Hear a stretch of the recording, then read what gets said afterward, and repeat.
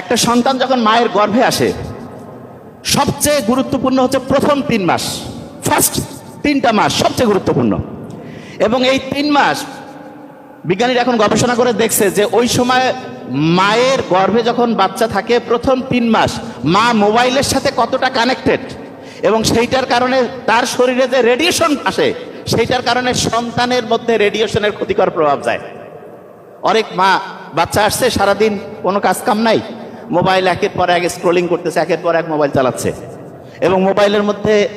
শিক্ষণীয় জিনিস দেখলে ওরকম ক্ষতি নাই, কিন্তু বেশিরভাগ দেখবেন তো কোন জিনিসগুলো মোবাইলের মধ্যে মানুষ বেশি অ্যাডিক্টেড হচ্ছে, আন্দাজে গেম খেলতেছে, গল্প আড্ডাবাজি করতেছে। অথচ ওই মা যদি ওই সময়টা হচ্ছে কোরআন পড়তো, হাদিস পড়তো, বাড়ির হচ্ছে যে আত্মীয় স্বজন যাদের সাথে তার সম্পর্ক স্বাভাবিকভাবে ভালো রাখার কথা সেইটা যদি রাখতো, অটোমেটিক মায়ের শরীর ভালো থাকতো, সন্তানের ডেভেলপমেন্টটা সুন্দর হইতো। তা আমাদের মায়েরা যখন গর্ভে বাচ্চা আনছে প্রথম 3 মাস যেমন সন্তানের জন্য ইম্পর্টেন্ট, ঠিক তেমনি করে বাচ্চা যখন পৃথিবীতে আসলো প্রথম 3 বছর খুব ইম্পর্টেন্ট।